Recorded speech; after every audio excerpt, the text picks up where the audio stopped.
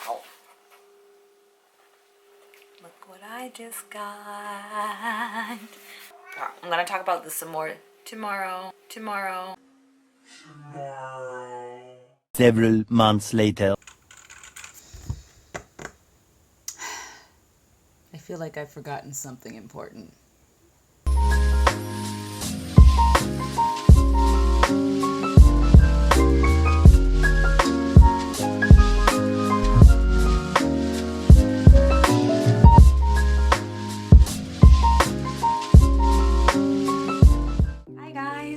Welcome to my channel. My name is Elise and I think I can officially say that I am an illustrator and a translator that is based in Osaka, Japan. For the last few months I've actually had a lot of illustration work that is paid. So I'm very happy about that.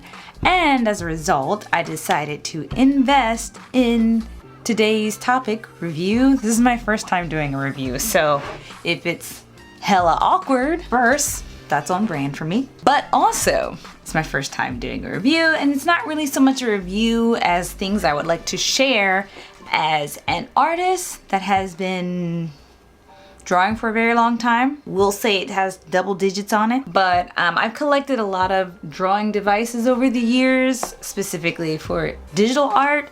I've had WACOMs since my first WACOM was around the time I started using Photoshop 7. I want to say it was sometime in 2003 or 4, back when Loesch was on DeviantArt, back when oikaki boards were a thing on the internet. If you don't know what an oikaki board is, you're very young. I've been drawing digitally for a long time. I'm better at it than I was. I have to practice being nice to myself. I keep saying I'm not very good. I'm quite good at drawing digitally.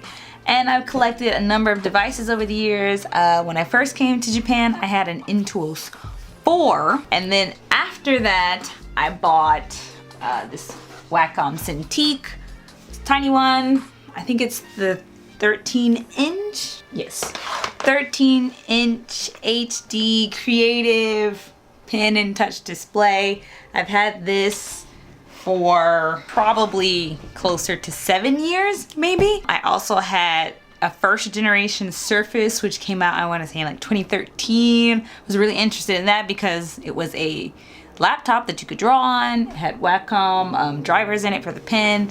I bought this Surface 2017 in 2017 when I visited the States. And now I finally got an iPad. This is actually my first iPad ever, my last Apple product, as I have mentioned in a previous video, was the first iPhone that I got from my mom after she upgraded.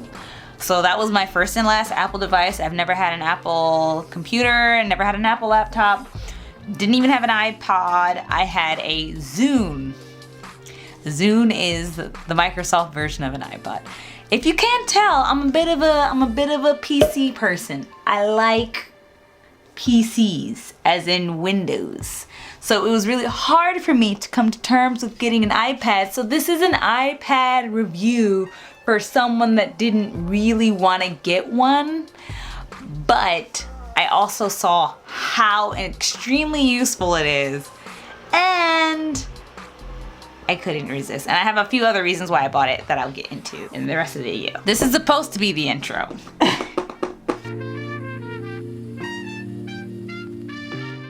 So this is my semi-review comparison for my iPad, which is relatively new, especially compared to my other devices, which I've had for several years. This I got this year in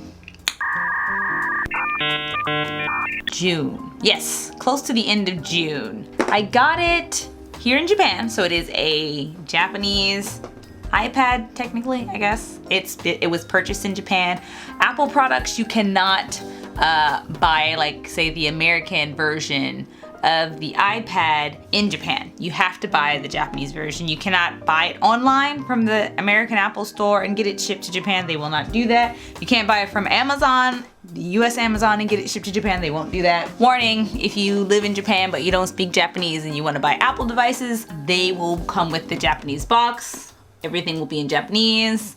So, of course you can set the device in English, that's fine. But yeah, the box and stuff will be in Japanese. Yeah, I've been using this iPad since June. I used it for a work trip, completely unrelated to illustration. I used it for like note taking, and then I've been using it basically for all the illustration work that I've had since June. For the most part, I've done everything on the iPad. Usually towards the end of the illustrations, especially things like the CD cover where it has to be a certain size. Then I'll move to my desktop in the Cintiq and I'll do like final modifications there. But for the most part, I've been drawing everything on the iPad.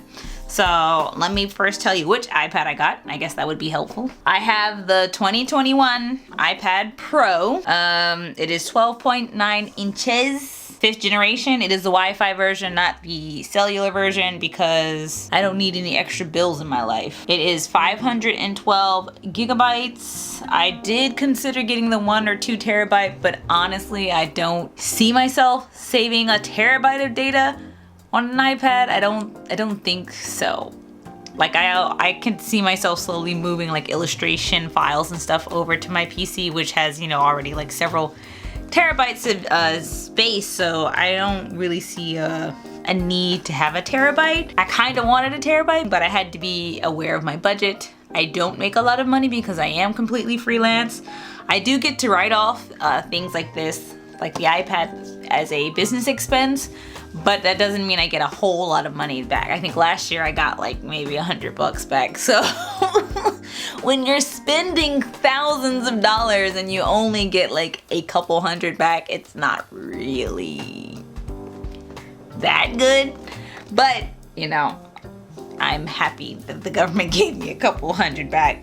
So yeah, I got the 512 gigabyte version. I did consider buying a used iPad 2020 because it looked as good.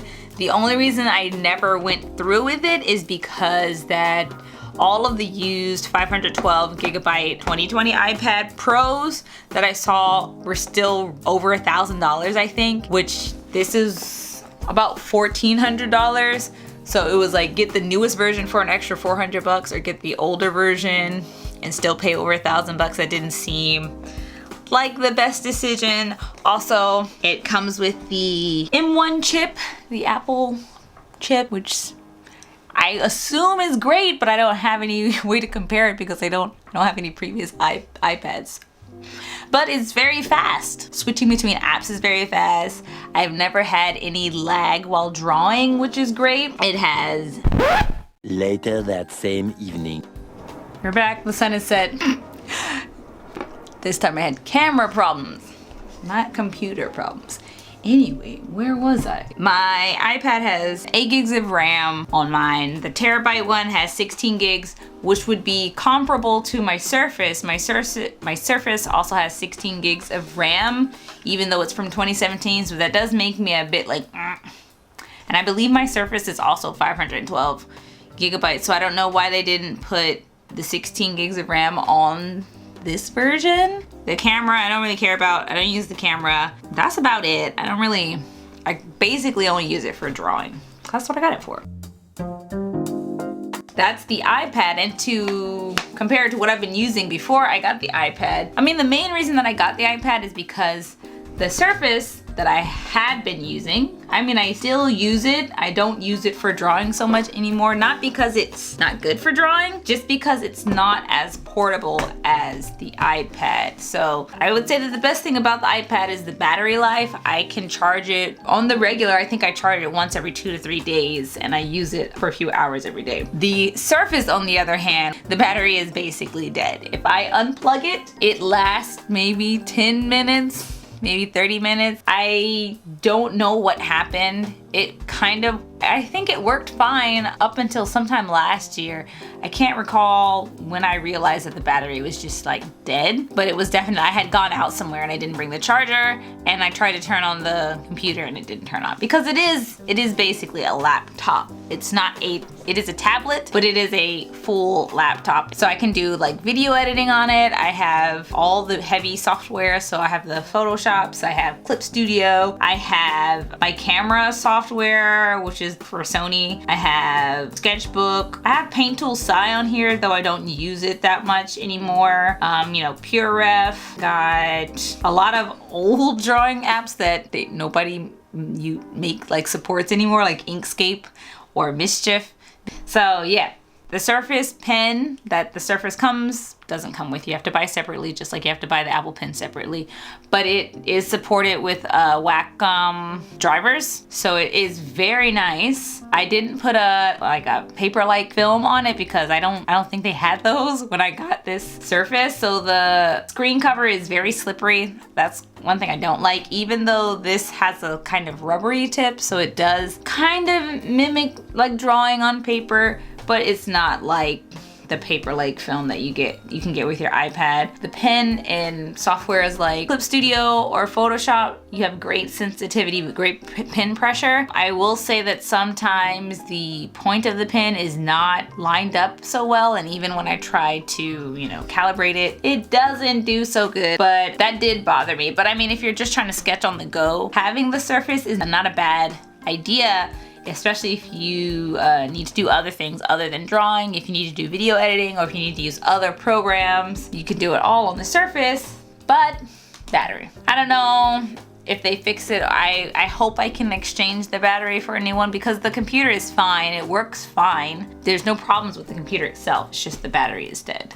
So that's what I've been using up until I got the iPad. I also have my Cintiq, but we all know Cintiqs are amazing. Of course, neither one of these, neither the iPad or the Surface, they do not compare to the pen sensitivity that you get on the Cintiq. It is the best, hands down. So if you're gonna be at home all the time drawing, then just get a Cintiq. It's definitely, it was cheaper than my iPad, but I did get it during an Amazon sale. So that might be why it was cheaper. It was about like $900 US during a Prime Day sale. This iPad was about $1,400 US. And then the Surface was over $2,000. And I got it years ago, so I paid off everything. I had to put it on that payment plan, but everything's been paid off. And when it comes to digital art, those are the main things that I do draw with. I guess it's time for my final thoughts. There's no need in rambling if the rambling isn't very necessary. If I were younger me, who didn't have as much money, maybe as now. I don't think I've gotten much more money.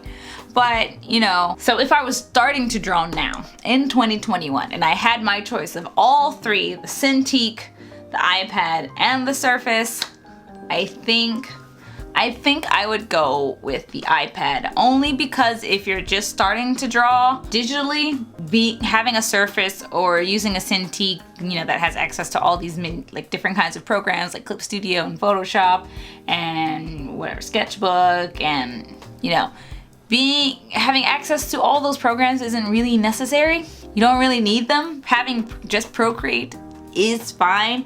I think there is a problem where, because everyone is using the same software, a lot of artwork is starting to look kind of similar, but it's all very cute. But I think that happens with Photoshop too. I remember when, drawing on Photoshop became a real thing. Everyone kind of drew in the same style.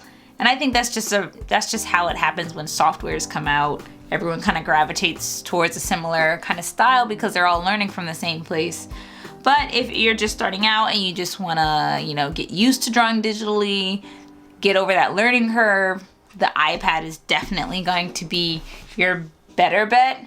And I think the price point, I'd have to check the full price of a Cintiq 13. Let's check now. So you can get a Cintiq 13 for hella cheap now. Someone has a pre-owned one for like $200. That is insane. That is wild. Oh my gosh. I know.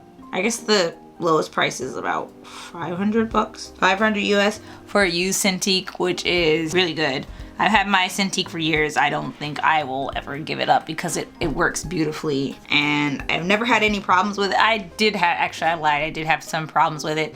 I think the Cintiq probably has the most software issues when it comes to the drivers. If you want a new Cintiq 13, Amazon says they don't have it. But you can get like a Cintiq 16 for about 700 US. It doesn't have the buttons on the screen to like change things, it looks like though. I don't like that new Cintiq actually. So now that I've seen the new Cintiq, it's about $600. I mean, that's cheaper than probably the cheapest iPad, I'm guessing. So still the Cintiq is the cheaper price, but it's not portable at all. You have to use it at your computer, whatever desktop Mac you're using. So that sucks because sometimes you don't want to draw at your desk. The Surface would be great, except the Surface does not have on-screen controls when you draw. There's a little bit of controllability you get in Clip Studio Paint. It's very limited. You can't, eventually you have to either, you know, go through the menus on the screen, or you need like a keyboard. I usually have my wireless keyboard hooked up so I can just use keyboard shortcuts. There's also the Windows Surface Dial, I think it was called. It's like a little round control that you would stick on the screen and it would like have these pop-up controls and you could like rotate through like different shortcuts. I never bought it, but considering how small the screen is on my Surface, the dial is really for the desktop version of the Surface. So, but the dial would probably take up, you know, a solid amount of screen space. So that'd be kind of like, ugh. So if you want portability, usability, unfortunately, I hate to say it, but the iPad is probably where you want to go. And the pen nibs do wear down. Pen nib that came with my pencil, it wore down in about a month and a half. I was drawing hardcore though because I had the CD cover to do, but it did wear down. And luckily buying the extra the pencil nibs is not terribly expensive, but I was kind of surprised at how quickly it wore down. Like it wore down so much that a little metal piece was popping out of the tip and I was like, whoa, that's dangerous and it's gonna scratch my screen. Also, if you do get an iPad, I might recommend Apple Care, at least for the first year, because I accidentally dropped my iPad. I dropped it because I was trying to hold it up and I held the case weirdly and it popped out of the case. It's just like a magnet that holds it to the case.